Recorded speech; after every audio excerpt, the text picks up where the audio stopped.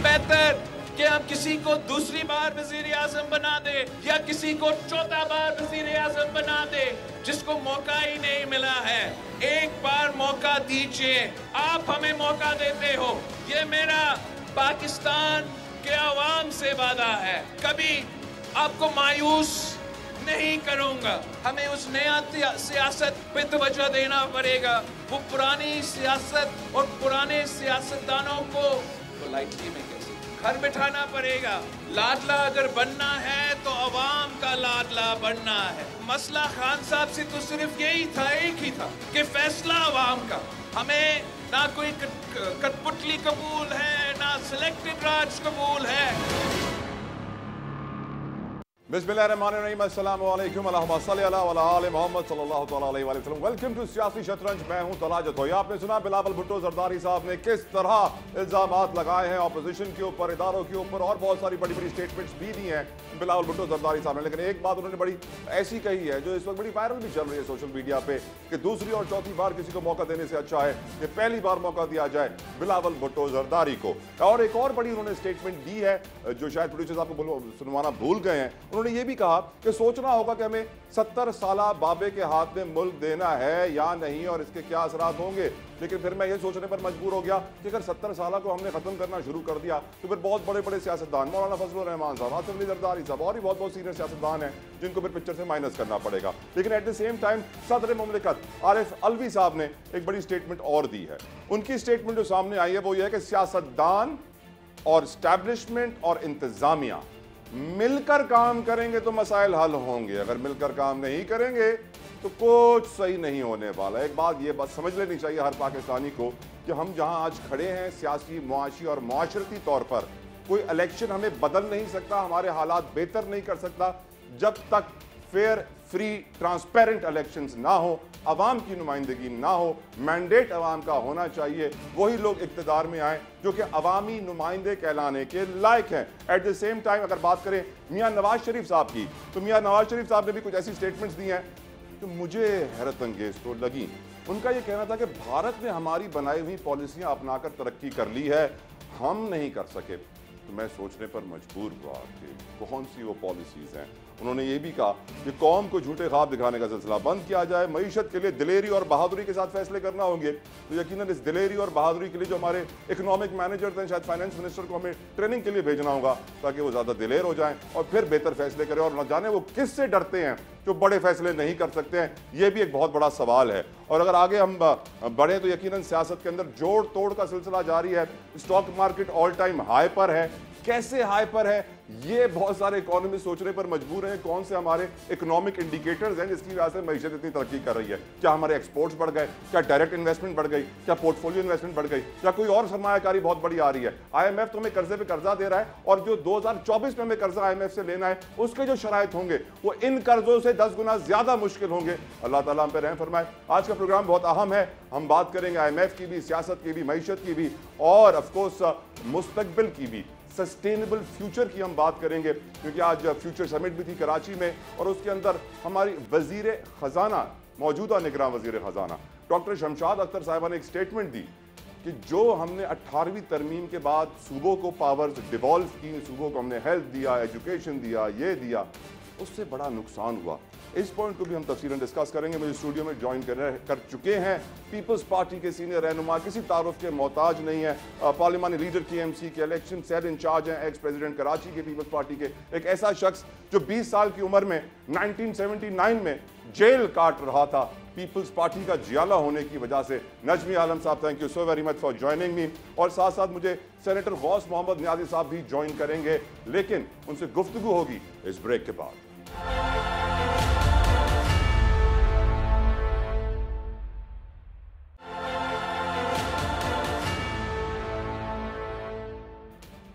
Welcome back to सियासी शतरंज। मियां नवाज शरीफ साहब की बहुत सारी ऐसी स्टेटमेंट्स हैं जो लोगों को झटका दे रही हैं, शॉक में डाल रही हैं, करंट लग रहा है। उनमें से एक स्टेटमेंट ये भी है, वो कहते हैं कि अगर मेरी बनाई हुई माशी पॉलिसीज पर अमल किया जाता तो आज डॉलर 40-50 का होता। मैं ये सोचने पर मजबूर हूँ कि उनकी बनाई हुई माशी पॉलिसीज पर इंडिया ने तो तरक्की कर ली उन पर अमल दरामद करके, पर वहां पर भी डॉलर 40-50 का नहीं है, वहां भी डॉलर 70-80 रुपए का है। तो ये हमारे यहाँ 40-50 का कैसे होता? नजमी आलम साहब मेरे साथ स्टूडियो में मौजूद है। नजमी साहब, अब जो सियासत हो रही है पाकिस्तान में, ये एक बड़ी अजीब सा माहौल है। मैंने तो अपनी लाइफ में नहीं देखा, मैं आपसे छोटा हूं, क्या आपने अपनी लाइफ में ऐसा माहौल देखा है पहले? देखिए, हम ये माहौल देखते आए हैं 88 से लेकर, उससे पहले भी कि किंग्स पार्टी बनती रही, लेकिन वो कभी भी पायदार नहीं रही। इसी मुल्क में कायद-ए-आज़म मुस्लिम लीग की हुकूमत आई, बनाई गई, गिर गई, चल नहीं पाई। ठीक, इमरान खान साहब को लाया गया, जो भी इस टाइप की चीज़ें की गई आर्टिफिशियल, वो चली नहीं है। अभी भी कुछ ऐसी ही चीज़ें करने की कोशिश हो रही है मुल्क में, और अगर आप इस तरह की आर्टिफिशियल चीज़ें बनाएंगे, वो स्टैंड जो कुदरती होता है ना अमल से, वो स्टैंड कर जाता है। जो नहीं होता वो ऐसा ऐसा फेड आउट हो जाता है। और अभी भी मैं समझता हूँ कि मुल्क में फिर एक ऐसी कोशिश की जा रही है, बाप पार्टी को मिला दो, फला को उससे मिला दो। Sir history is repeating itself, हमने देख चुके हैं बहुत और पहले। उसका रिजल्ट भी फिर वही आएगा जो पहले आया था। तो जो मुल्क अपनी गलतियों से ना सीखे और वही गलतियां दोबारा दोबारा दोबारा दोबारा दोहराए, तो उसका क्या कर सकते हैं? कब हम अपने पैरों पे खड़े होंगे सर? ये तो मतलब हम अपने पांव पर कुल्हाड़ी मारना खुद काट रहे हैं हम अपना पेड़। हमारी एस्टेब्लिशमेंट को भी ये समझना चाहिए। हमारे पॉलिटिकल, सबसे ज़्यादा तो मैं एस्टेब्लिशमेंट को नहीं कहूँगा, मैं पॉलिटिकल पार्टीज़ को कहूँगा कि आप अपने आप को देखें। आप देखें, आपके पास लोग, किसी के पास कम मैंडेट है, किसी के पास ज़्यादा मैंडेट है। आप मैंडेट को देखें, अपने लोगों की प्रॉब्लम्स को देखें, और अब सिर्फ इख्तिदार की जंग ना लड़ें। नजमी आलम साहब, दुरुस्त करने की आलम साहब, आपका ताल्लुक कराची से है। आपने अपनी जिंदगी का बहुत बड़ा पूरा हिस्सा तकरीबन कराची में गुजरा, खिदमत की आपने कराची की इतनी। आप पाकिस्तान में घूमते तो होंगे? जी जी, लाहौर इस्लामाबाद भी जाते होंगे, फिर वापस आके सोचते नहीं है कि हमने तरक्की क्यों नहीं की? एक इस्लामाबाद से तो नहीं मिला है, वो एक नेचुरली बड़ा वेल प्लान्ड सिटी है। लाहौर से के मुकाबले में वाकई अफसोस होता है कि जब मैं लाहौर जाता हूँ और कराची से उसका कंपेयर करता हूँ तो तकलीफ़ होती है। कराची के साथ हुआ क्या है, कराची में एक तो कोई इतना ज़्यादा बड़े पैमाने पे माइग्रेशन हुई है कराची के अंदर, जिसके लिए कराची तैयार ही नहीं था। कराची के ना इंफ्रास्ट्रक्चर में जान थी, ना और चीज़ें अवेलेबल थी। उसने कराची को और ख़राब कर दिया। जो आपके यहाँ माइग्रेशन हुई पूरे पाकिस्तान से, जिनके लिए यहाँ पे गुंजाइश नहीं थी, लेकिन वो आ गए, हमारे सिस्टम में एंटर हो गए, और हमारे जो भी थे वो हुआ। फिर मैं समझता हूँ कि कराची में एक तो ये सबसे बड़ा हुआ। फिर हमने कराची में लॉज को इम्प्लीमेंट नहीं किया। जंगल का कानून कराची में क्यों है नजमी साहब? जंगल का कानून है। मैं अभी आपको थोड़े दिन पहले की बात बताऊं, मैं नॉर्थ से आ रहा था, नाजाबाद 2 नंबर में मैंने गाड़ी मोड़ ली। मेरे बड़े भाई आए हुए थे, मैंने कहा आपको पुराना घर दिखाता हूँ। तो एकदम परेशान हो गए, यार ये वो जगह जिधर हम रहते थे, हर तरफ बिल्डिंग ही बिल्डिंग है, बिल्डिंग ही बिल्डिंग है, जहाँ सिंगल स्टोरी या ग्राउंड प्लस 1 घर होते थे। ये है तो हमने SBCA या KBC उसने बेड़ा गर्क किया बुरी तरह इस शहर का। सर कराची से एक ऐसी बहती गंगा है, सबने हाथ धन की सबने हाथ धोए, इसमें कोई शक नहीं। कराची के साथ किसी ने कोई, तो कराची के साथ सर कौन सच्चाई के साथ, सिंसेरिटी के साथ, बिना करप्शन किए कौन है जो खिदमत करे? देखिए, पीपल्स पार्टी है क्या सर? हम बहुत ज्यादा इंटरेस्टेड हैं। ये अभी तक इंटरेस्टेड है? आपने मान लिया करप्शन हुई है माजी में? हाँ, मैं झूठ पीपल्स पार्टी की हुकूमत में ही हाँ हुई है करप्शन। मैं इसको डिनाई कर दूं तो क्या वो खत्म हो जाएगी? हमें अपनी गलतियों से सीखना होगा। बिल्कुल बल्दिया कराची और वाटर बोर्ड में अभी भी हम पूरी कोशिश कर रहे हैं कि किसी तरह इस करप्शन के निज़ाम को रोकें, बहुत हार्ड। और इंशाल्लाह 1-2 महीने में उसके रिजल्ट आप देखेंगे। हमने काफी वहां पर भी कल परसों कहा था कि वाटर बोर्ड के अपने हुकाम मुले हुए हैं, पानी बेचने में, चोरी करने में। गलत नहीं कह रहा। हम सब उस पर मुर्तजा में हम सब मिलकर वर्किंग करें, और इंशाल्लाह 1-2 महीने में इस नेक्सस को तोड़ेंगे, बिल्कुल तोड़ेंगे। क्योंकि उसको तोड़े बगैर हम कुछ नहीं कर सकते। करप्शन के पैसे वाटर बोर्ड में जिस तरह से करप्शन है, आपके पैसा जमीन पे नहीं लग रहा, सब रिश्वतों में जा रहा है। रेवेन्यू, LU, सब जगह तो खैर हमारे उसमें नहीं आता है, लेकिन वाटर बोर्ड और सॉलिड वेस्ट जो KMC के व्यू में है, उसको रोकना हमारी जिम्मेदारी है। मुर्तज़ा सर ये MQM वाले जो है ना, अभी पीपल्स पार्टी के ऊपर जो है ना निश्तर बसा रहे हैं तनकीद के, वो कह रहे हैं कि पीपल्स पार्टी, खालिद मकबूल साहब ने आज फरमाया कि पीपल्स पार्टी जो है ना सियासी तन्हाई का शिकार हो चुकी है, अकेली पड़ गई है, उन्होंने सबके साथ इत्तेहाद कर लिया है, अब आप अकेले हैं। मुझे किसी ने बड़ा अच्छा जोक भेजा, वो आधा सुना सकता हूँ, पूरा नहीं सुना सकता, कि ना MQM का लाहौर में वोट है ना मुस्लिम लीग नून का कराची में, तो मिलके करेंगे क्या, बाकी बाद में सुनाऊंगा आपको प्रोग्राम के बाद। लेकिन सर एक बात तो है ना, देखिए MQM जिस तरह कुव्वतें जोड़ रही है ना पीपल्स पार्टी का मुकाबला, हमें कोई फर्क नहीं पड़ता, हमेशा हुआ है ये। हाँ हुआ है, हमेशा बनाए गए हमारे अगेंस्ट अलायंस, 9 सितारे बनाए गए 88। लेकिन जरदारी साहब थोड़े जवान थे उस वक्त, बीबी भी उस वक्त थी। एग्जैक्टली वो जुल्फिकार भुट्टो का जमाना था जब आपने 20 साल की उम्र में जेल काटी थी। बिल्कुल, उस वक्त आप में वो जज्बा था, वो लीडरशिप थी। बिल्कुल, अब देखिए वो जज्बा अब नहीं है सर। अगर नहीं है बिल्कुल है बिलावल साहब में, और अब कि मैं देखता हूँ जब मीटिंग्स में बैठता हूँ कि अब से चंद साल पहले के बिलावल भुट्टो में और आज के बिलावल भुट्टो में बहुत बड़ा फ़र्क देखता हूँ। शुरू में आए थे तो मैं देख के उनसे बातें करके परेशान होता था, उनको इतना वो नहीं था, लेकिन अब उनकी ग्रिप बहुत ज़्यादा है। बल्कि मुझे बड़ी हैरत होती कि मीटिंग्स में बाज़ औक़ात वो पुरानी बातों की ऐसी मिसालें देते हैं जो आम आजकल के पॉलिटिकल वर्कर्स को नहीं पता कि ये हुआ था पाकिस्तान की हिस्ट्री में, ये हुआ था। ही इज़ वेल अवेयर, वो आप उसको पढ़ भी रहे हैं, वेल अवेयर भी हैं। और हम भाई हम कह रहे हैं अलायंस बनाओ। हमेशा इस मुल्क में हमारा रास्ता रोकने के लिए 9 सितारे बनाए गए, फिर वो 88 में एक अलायंस बनवाया गया, जमात इस्लामी, ये सब तो हमेशा हमारे अगेंस्ट हुआ है और हम अभी भी तैयार हैं। सर मेरे शो में एक सियासतदान ने कहा कि अगर इलेक्शन के बाद सियासी पार्टीज ने हालात ख़राब किए तो एस्टेब्लिशमेंट पर फ़र्ज हो जाएगा कि वो टेक ओवर करे। देखिए हालात ख़राब, हमने तो जब 16 या 17 सीटों के साथ हम आए थे, मियाँ साहब प्राइम मिनिस्टर बने थे, तब भी हमने बीबी ने इनको कहा था wish you all the best, जी हाँ, कम ऑन लेट्स, मैं बैठूंगी 17 सीट के साथ अपोजिशन में। तो हमारी हमेशा से अप्रोच रही है।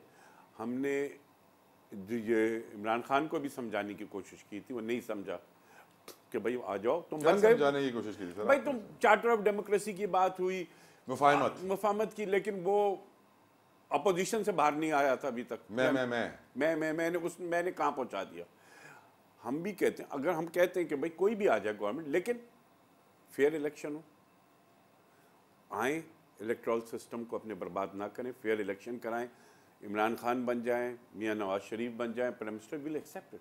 हम अपोजिशन में बैठने में हमें कोई आड़ नहीं है, कोई आड़ नहीं है, कोई एहतजाज नहीं होगा कि रिगिंग हुई है, ये हुआ है, वो हुआ नजर आएगी रिगिंग तो हम बोलेंगे तो सही। आज तो वैसे लेक्चर है, वही नहीं इसमें नजर ना आई हो। नजर हमेशा आती है भाई, और सोशल मीडिया। भाई एक बात बता दें, हमें तो कभी भी, हम तो लेवल प्लेइंग फील्ड की बात कर रहे हैं, हम फेवरिज्म की बात ही नहीं कर रहे हैं। हमने कभी फेवर नहीं मांगा, हमें बस सिर्फ ये कभी कभी हमारे साथ रियायत हो गई कि रोकने की कोशिश नहीं की गई। लेकिन सर एक बात है ना, मैं भी, मेरी फैमिली में भी सर बहुत सारे लोग पीपल्स पार्टी को बिलोंग करते थे और हम बड़ा फॉलो करते थे, बड़ा प्यार भी करते थे, नो डाउट, अभी भी है। लेकिन जब जुल्फिकार भुट्टो का जुडिशल मर्डर हुआ तो आप अपने सुप्रीम लीडर को इंसाफ ना दिला सके आज तक। जब शहीद रानी के साथ लियाकत बाग में जिस तरह उन्हें शहीद किया गया, उसी बाग में जिसमें लियाकत अली खान को भी शहीद किया गया था, न लियाकत अली खान को इंसाफ मिला, न शहीद रानी को इंसाफ मिला। कोई जरदारी साहब 14 साल असीरी में गुजारे। सर कहाँ, क्यों नहीं लाए वो जुडिशल रिफॉर्म्स, क्यों नहीं वो रेवोल्यूशन, इनकलाब के लिए निकले, ठंडे पड़ गए? देखिए जुडिशल रिफॉर्म्स वगैरह, ये रिफॉर्म्स सब मौजूद है, आप कानून को तोड़ के इस्तेमाल कर लो, कोई ऐसा कानून नहीं है कि जो बुरा कानून है। हमारी बुक्स में कानून सब अच्छे।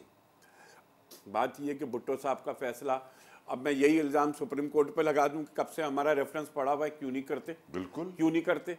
बिलावल भुट्टो साहब ने आज तकरीर में क्यों नहीं जिक्र किया उस रेफरेंस का कि मेरे दादा का, मेरे नाना का रेफरेंस? पहले कर चुके हैं कई प्रोग्राम में, रोज करना चाहिए सर, रोज करना चाहिए। अगर लेकिन हम, हमारी डिमांड है कि भाई उस रेफरेंस को, आज इत्तेफाक से हम सिटी कोर्ट में थे, मुर्तजा ने यही, वकील थे चारों तरफ, तो मुर्तजा ने यही सवाल उठाया कि मैं भी ये सवाल करता हूँ कि भाई वो भुट्टो साहब का रेफरेंस क्यों नहीं उठाया जाता, जबकि वो जजेस कह चुके हैं कि हमने गलत फांसी दी थी। नजमी साहब मैं कसम खाता हूं, अगर आसिफ अली जरदारी जैसा सियासतदान, सीनियर लीडर अगर इस रेफरेंस के साथ सीरियस हो जाए तो ये कल उठाया जाए।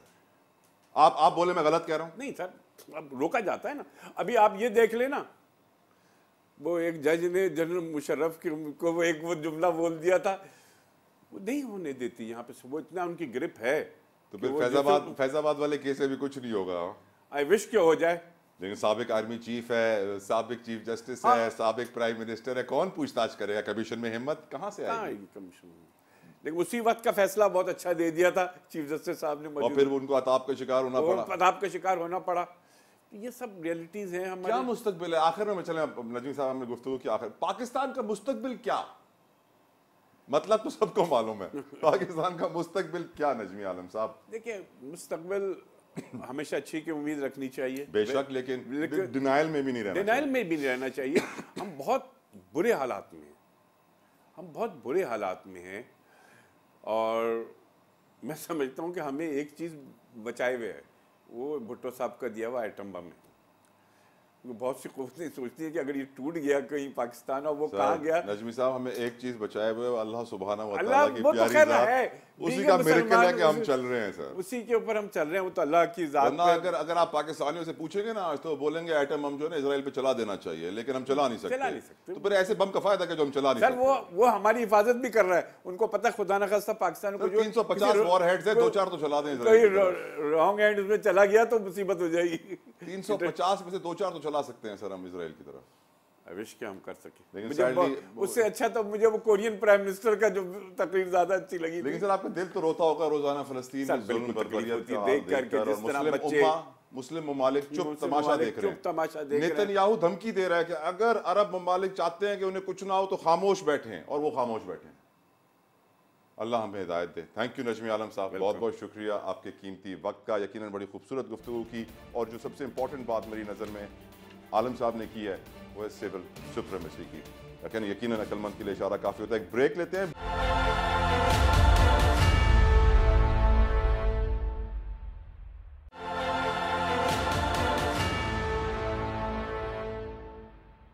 मुआशी हालात का जायजा ले तो पेट्रोल की कीमत में कमी हुई है, लेकिन महंगाई अपनी जगह बरकरार है। जब भी पेट्रोल बढ़ता है हर चीज की कीमत बढ़ जाती है, लेकिन जब भी पेट्रोल घटता है तो किसी भी चीज की कीमत घटती नहीं है। लेकिन अगर मुआशी हालात की बात करें तो हम ये देख रहे हैं कि stock market all time high पे है, डॉलर रोज चढ़ रहा है, सोना रोज महंगा हो रहा है। जिस तरह हम कल शायद हसन सिद्दीकी साहब से बात कर रहे थे तो उनका यही कहना था कि ये इस वक्त आर्टिफिशियल बबल है स्टॉक मार्केट में, जो बढ़ जाएगा और मार्केट क्रैश करेगी।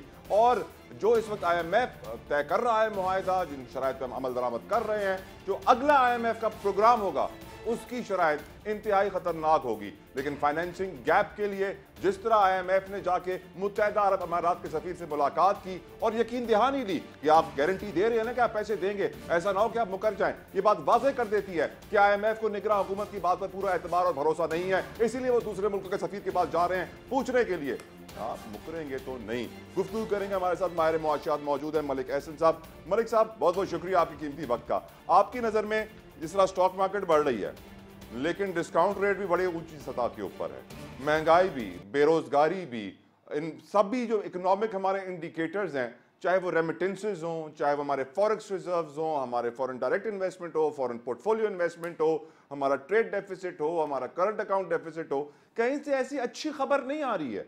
लेकिन फिर भी बड़ा एतमाद है फॉरेन इन्वेस्टर्स को हमारी स्टॉक मार्केट में। आप इस सिचुएशन को मलिक साहब कैसे देखते हैं? बिस्मिल्लाहिर्रहमानिर्रहीम। ताला साहब, कल एक दफ़ा तो थोड़ा सा पैनिक हुआ था जब IMF का डेलीगेशन PM से मिलके बाहर निकला और PM सेक्रेटेरिएट ने जो प्रेस रिलीज जारी की उसमें MEFP का या एग्रीमेंट का अनाउंसमेंट नहीं थी। उसके बाद जब तसल्ली तब हुई रात को जब IMF ने अपना प्रेस रिलीज इशू किया कि MEFP तैयार हो गया है और वो लोग कंफर्टेबल हैं और वो सेकेंड ट्रांच जो कि 700 मिलियन, जो कि approximately first week of December और बाय 10 तक पाकिस्तान को मिल जाएगी। तो मैं ये समझता हूँ कि अल्हम्दुलिल्लाह हमारी फाइनेंस डिवीज़न की टीम ने और FBR की टीम ने बहुत अच्छा हैंडल किया है IMF को, क्योंकि जो एक्सपेंडिचर पे कट लगाना था फाइनेंस डिवीज़न ने वो लगाया और जो टैक्स कलेक्शन के टारगेट से FBR ने वो अचीव किए। आपने अभी अपने इंट्रो में बात की स्टॉक मार्केट की। ये स्टॉक मार्केट कोई आज नहीं बढ़ना शुरू हुई, जब से IMF का जून 2023 में स्टैंड बाय एग्रीमेंट हुआ था उसके बाद से आज तक 16,000 पॉइंट्स ऐड ऑन हो चुके हैं। और जो कंपनीज ने अपने डिविडेंड्स और बोनसेस दिए हैं, ये उसका इम्पैक्ट है, जो ट्रस्ट है थोड़ा सा, जिसकी वजह से मार्केट बड़ा पॉजिटिव बिहेव कर रही है। और मेरी अपनी असेसमेंट ये है कि ये और पॉजिटिव बिहेव करेगी इंशाल्लाह ताला। जहां तक रही बात की आपने महंगाई की, तो इन्फ्लेशन पहले 31% से अब को 24% पे आई है। सस्ता क्या हुआ? जो मेन इन्फ्लेशन 31 से 24 पे आई, मलिक साहब सस्ता क्या हुआ? नहीं, सस्ता आहिस्ता आप अगर देखें ऑयल वगैरह की प्राइसेस स्टोर्स पे ड्रॉप हो रही हैं, बट ये नेग्लिजेंस है निगरान गवर्नमेंट की कि जो चीज़ों की जो प्राइसिंग है उसके ऊपर उस तरह चेक एंड बैलेंसेस नहीं है स्टोर्स पे। आपको जब पेट्रोल बढ़ता है तो इमीडिएट इफेक्ट आता है, लेकिन जब पेट्रोल की प्राइसेस डिक्रीज होती हैं तो उसके लिए जो हमारी चेक एंड बैलेंस टीम है वो कोई एफर्ट पुट ऑन नहीं करती जिसका इम्पैक्ट आम पब्लिक तक आए। ठीक सर। मलिक साहब, एक इंपॉर्टेंट क्वेश्चन आपसे पूछना चाहूंगा। मियां नवाज शरीफ साहब कहते हैं कि उन्होंने जो मुआशी पॉलिसियां बनाई थी उन पर अमल करके भारत तरक्की याफ्ता मुल्क बन चुका है, डेवलप्ड इकोनॉमी बन चुका है। साथ साथ उन्होंने ये भी कहा कि अगर हमारे दौर की तरक्की और पॉलिसी जारी रहती तो आज डॉलर 40-50 रुपए का होता। इतना तो डॉलर इंडिया में भी 40-50 का नहीं, वहां भी 70-80 का है। ये भी कह दिया मईशत के लिए दिलेरी और बहादुरी के साथ फैसले करने होंगे। तो हमारे जो इकोनॉमिक और फाइनेंस मैनेजर्स हैं उनके अंदर दिलेरी और बहादुरी का जज्बा बढ़ाने के लिए कहां उनको ट्रेनिंग के लिए भेजना चाहिए? उनको कहीं पे नहीं भेजना चाहिए, बेसिकली उनको थोड़ा सा एजुकेट करने की जरूरत है। मैं समझता हूं उनको अपनी टीम में अच्छे लोगों को डालना चाहिए। मतलब लाइक जैसे पीडीएम की गवर्नमेंट में इसहाक डार साहब भी फाइनेंस मिनिस्टर थे, उन्हीं की टीम थी। और अगर सपोज अगर नवाज शरीफ साहब ही अगर आगे आ रहे हैं तो मोस्ट लाइकली वही टीम दोबारा अवेलेबल होगी फाइनेंस को हैंडल करने के लिए। बट मैं ये समझता हूं कि थोड़ा सा इलेक्शंस के बाद जो पॉलिटिकल अनरेस्ट है वो खत्म होगा, जो कॉन्फिडेंस शेक हुआ है पब्लिक का वो थोड़ा खत्म होगा और एक स्मूथ वे की तरफ हम, या दूसरे लफ्जों में आप ये कह लें कि एक दुरुस्त सिम्मत का तयन हो जाएगा। बेसिकली प्रॉब्लम ही तब होता है जब आप डी ट्रैक हो जाते हैं, आप एक लाइन पे चल रहे हो और उससे जब आप राइट लेफ्ट होते हैं तो आपकी तमाम चीजें डिस्टर्ब हो जाती हैं। तो बाकी उम्मीद की जा सकती है जो सिम्टम्स हैं अभी आज तक के वो तो पॉजिटिव हैं, सिर्फ अगर उनको अच्छे तरीके से मैनेज कर लिया जाए। जैसे आज SIFC special investment facilitation council का एपेक्स कमेटी का इजलास था, वो बहुत बड़ा एक अच्छा इनिशिएटिव है आर्मी चीफ का, और उसके तहत फॉरेन इन्वेस्टमेंट को लाने का प्लान हो रहा है जिससे हमारे इनफ्लोज बेहतर होंगे। तो अगर उसमें अगर हम रियल एस्टेट सेक्टर को भी इन्वॉल्व कर दें तो इमीडिएटली फॉरेन इन्वेस्टमेंट अट्रैक्ट हो सकती है पाकिस्तान में। मैं तो मलिक साहब दुआ दूंगा अपने सिपा सालार आला मुल्क के chief of army staff general Asim Munir साहब को कि जो माशाल्लाह से मुल्क की इकोनॉमी को भी कंट्रोल किए हुए हैं, डिफेंस पोजीशन को भी कंट्रोल किए हुए हैं और मुल्क के अंदर अंदरूनी बैरूनी जो 5th जनरेशन वॉरफेयर है तमाम महाजों के ऊपर मुकाबला कर रहे हैं, वो ना होते तो शायद सियासतदानों ने तो पूरा प्लान बनाया हुआ था मुल्क को डुबोने का। Would you agree? मैं बिल्कुल आपसे एग्री करता हूं। सिर्फ आसिम मुनीर साहब को क्रेडिट देना चाहिए कि उन्होंने वो काम कर दिखाए हैं जो मतलब इससे पहले भी वन पेज की हम बातें सुना करते थे गवर्नमेंट की, जो इससे पहले गवर्नमेंट रही है पीडीएम से पहले भी, तो इसी तरह का वन पेज होता था। बट ये डॉलर तब भी कंट्रोल में नहीं था, बट जिस तरीके से आसिम मुनीर साहब ने डॉलर को कंट्रोल करवाया है, मैं ये समझता हूँ ये क्रेडिट जाता है उनको। इसहाक डार तो 200 पे लॉक कर रहे थे डॉलर को, आपको याद होगा। बिल्कुल यासर, वो तो जब जहाज में बैठे थे उन्होंने कहा जी डॉलर वाले भाग जाएंगे यहां से। ये बताइए अब फ्यूचर आउटलुक, फाइनेंशियल गैप एक कहा जा रहा है कि इलेक्शंस के करीब पाकिस्तान को फेस करना होगा। ये कोई 3-4 अरब डॉलर्स का फाइनेंशियल गैप है, क्योंकि हम कर्जा ले तो रहे हैं पर साथ साथ डेट सर्विसिंग के लिए उनकी अदायगियां भी करनी है, क्योंकि हमें फिर अगले साल एक नया प्रोग्राम IMF से चाहिए होगा और IMF हमारा पूरी जिंदगी भर का दोस्त तो बन चुका है। मुझे नहीं लगता कि उससे कभी पाकिस्तान को निजात मिलेगी। आपको लगता है मलिक साहब? मुझे सच्ची बात है तला साहब, मेरी अपनी फीलिंग ये है कि आफ्टर इलेक्शन अगर एक स्टेबल गवर्नमेंट आती है और चीज़ें स्टेबल रहती हैं तो जो हमारी थर्ड ट्रांच मिलनी है हमें, वो मिलने के बाद डेफिनेटली हमें आईएमएफ के प्रोग्राम में जाना पड़ेगा, बट उसके लिए हमें अपने टैक्सेशन नेट को, बेस को बढ़ाना होगा। हमें अपनी एफबीआर के अंदर स्ट्रक्चरल चेंजेस लेकर आनी होंगी। हमें कंफर्म टेन्योर पोस्टिंग्स ऑफिसर्स को देनी होंगी ताकि वो डिलीवर कर सकें। हमें अपने ये जो एसेट्स हैं, जो लाइबिलिटी बन चुके हैं, पीआईए, पाकिस्तान स्टील, इस तरह के वापडा, इन चीज़ों से अपने आप को बाहर निकालना होगा, तो हम एक बेहतर रूट पे ट्रेवल करेंगे। बहुत बहुत शुक्रिया मलिक एहसान साहब। अल्लाह करे वो दिन आए कि जब हम उस बेहतर रूट पे और बेहतर स्ट्रेंथ में, बेहतर डायरेक्शन में जा सकें। एक ब्रेक लेते हैं, ब्रेक के बाद आपको मिलवाऊंगा दो बड़े ख़ास मेहमानों से जो मुझे मिले फ्यूचर समिट में। उनसे हमने गुफ्तगू की है दुनिया के मुस्तकबिल के हवाले से, पाकिस्तान के मुस्तकबिल के हवाले से, सरमायाकारी के हवाले से। दिखाएंगे आपको इस ब्रेक के बाद।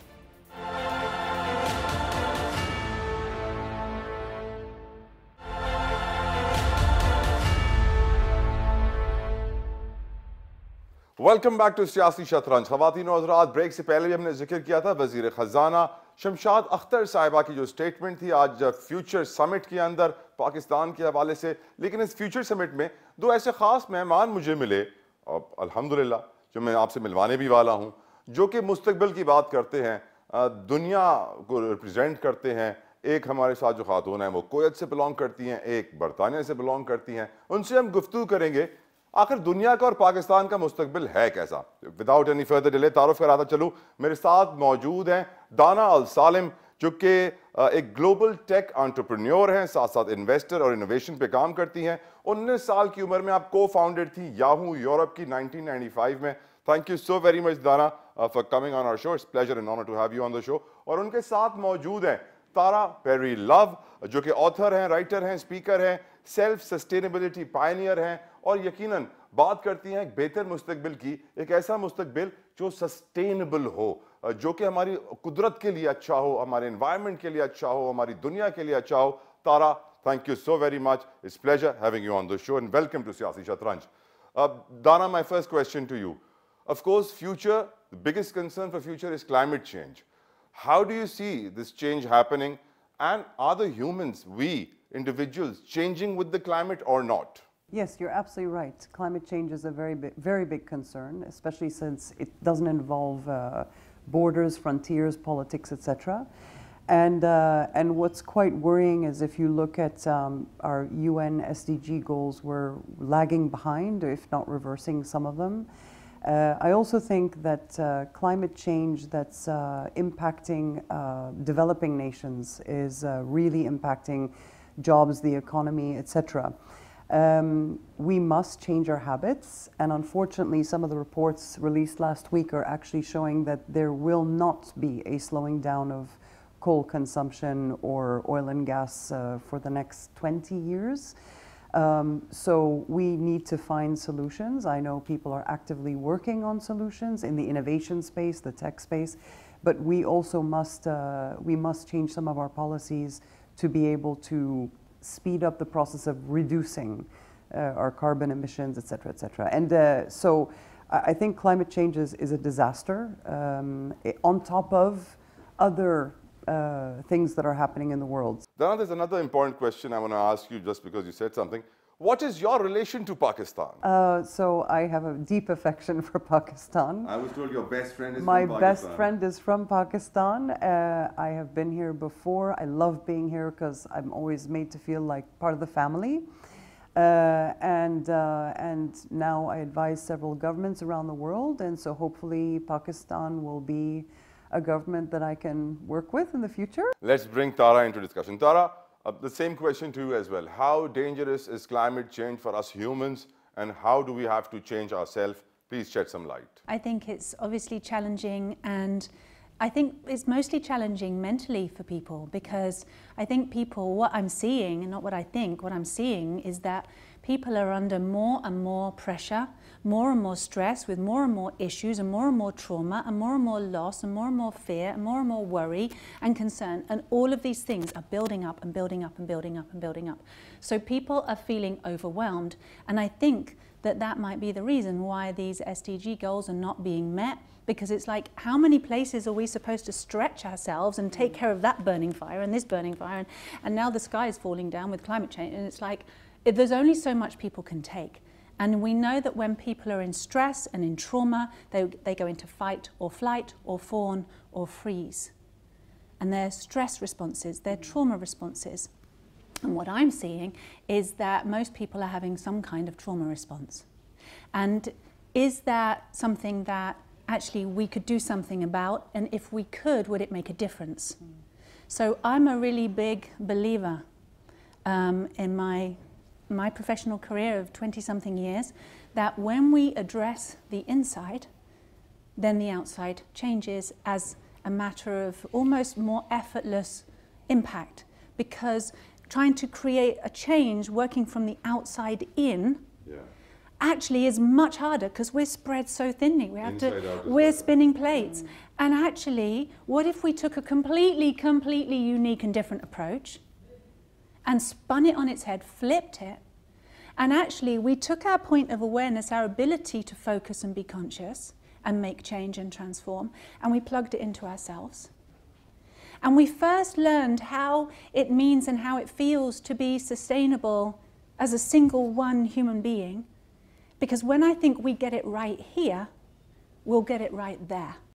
And I think it will naturally follow, because it will be more instinctive, more intuitive, more obvious, we'll be more conscious because of it.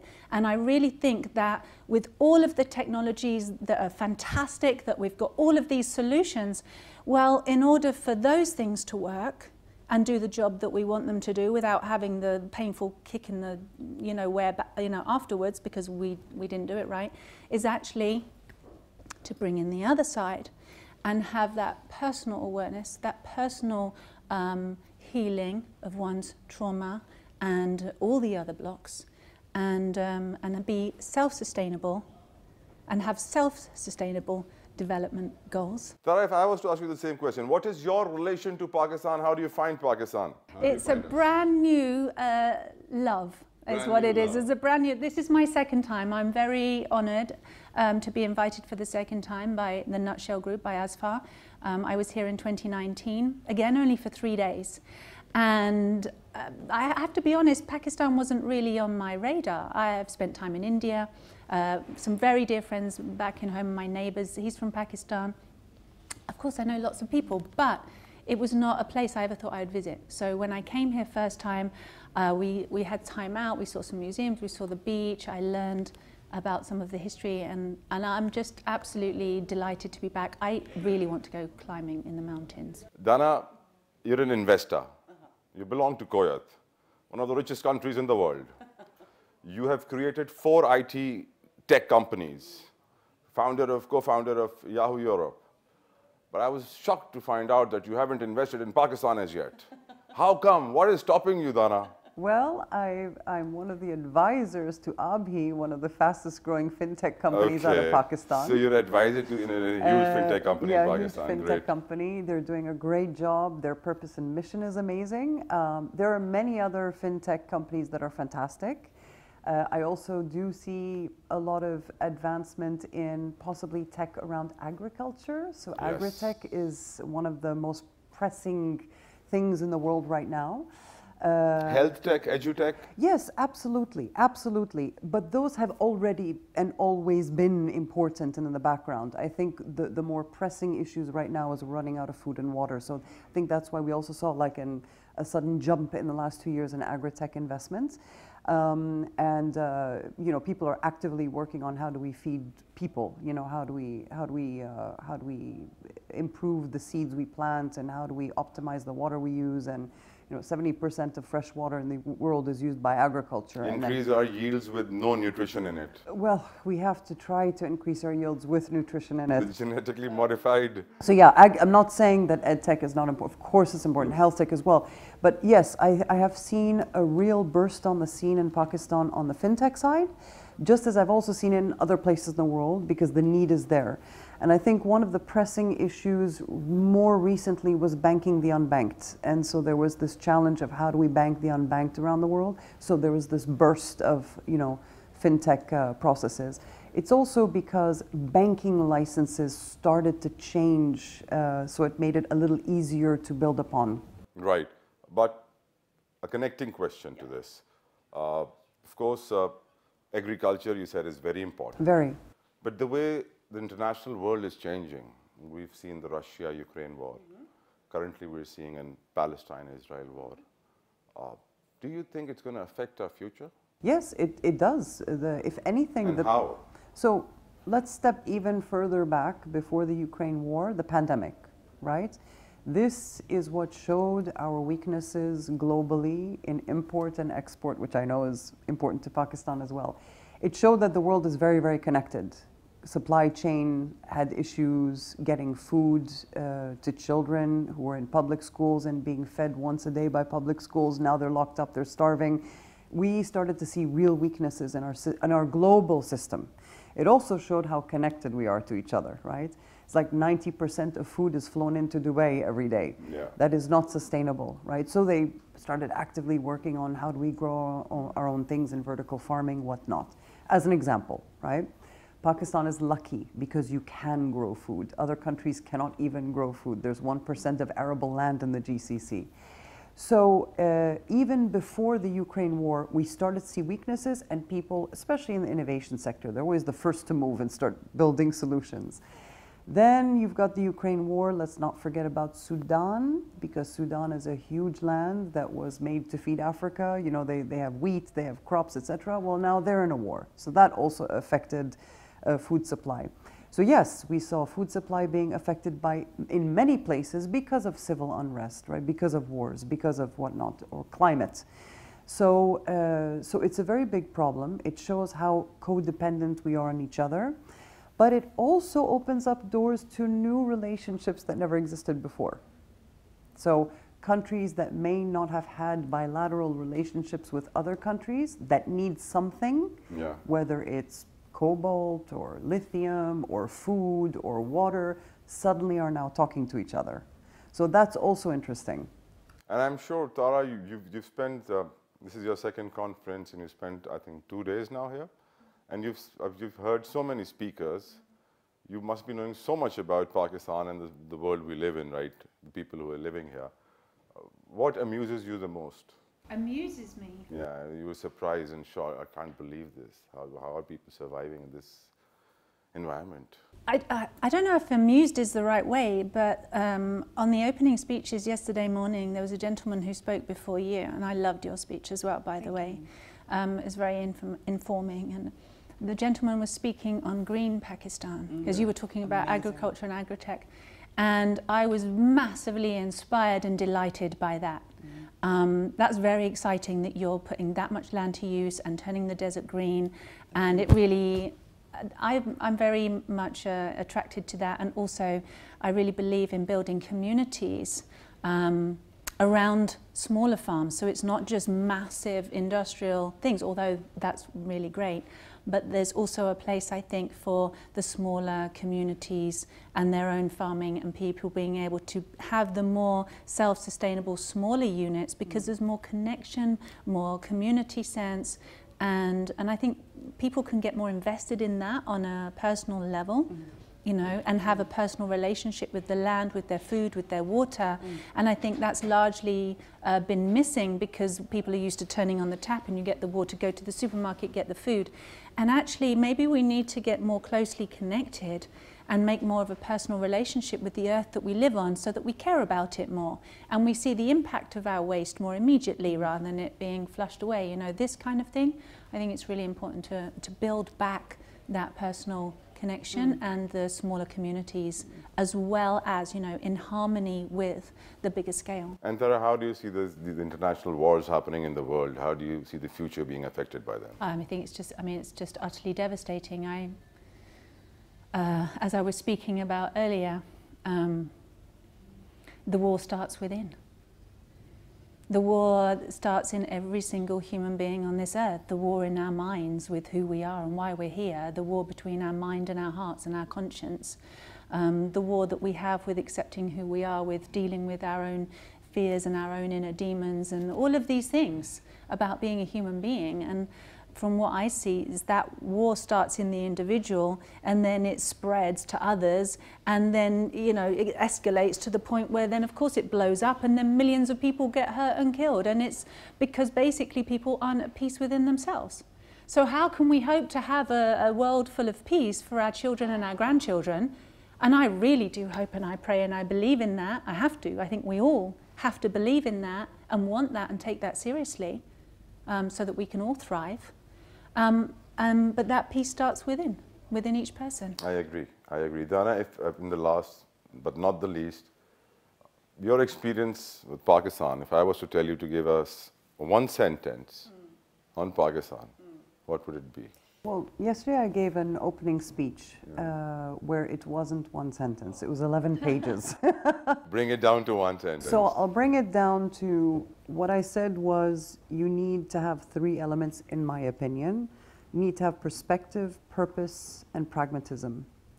And there are some countries out there that are following that kind of methodology, and they have been succeeding, and I agree with what Tara said, is you have to build like a mission, and you have to align everyone in the country from top to bottom on this is our mission. And so that even the person that is sweeping the street knows I am here because this is the mission of my country and I'm following through with it. So from top to bottom. You need to have that, but then you need to set in place all of the stakeholders, whether it's private or public sector, to align with that mission and set out clear steps that everyone has access to so they know how they can participate in this mission. That's the dilemma, Dana. We in Pakistan for the past 30 years, 3 decades, every 3 years, because our government never lasts for 5 years, so every 3 years we get a new mission, a new plan, everyone gets onto the plan, and the next 3 years say goodbye to the old plan, that messed everything up, let's come to the new plan. I think which is really difficult for the people of Pakistan to adjust again and again. So we've lost hope in those missions being in one line. Your last message to all the people who are watching, Tara? Well, what's the mission that everybody wants? What does everybody want? What is powerful enough that it's not just a good idea that's going to disappear in a little while, the latest new thing that we've got to focus on? What's the need that's always there that drives human beings? Food is important, but when your country's being blown up, survival, right? What about there would be more food and more productivity and more purpose and more everything, better perspectives, when there's first you have the 4th P, which comes first, which is peace. Peace. And if everyone gets around and rallies on peace and takes responsibility, I think this is the transformational point, the tipping point, where they have it here first and they actively take care of that. And I tell you, our religion, Tara, is completely about peace. Even when we say Assalamu alaikum, we're sending peace. Peace be upon you.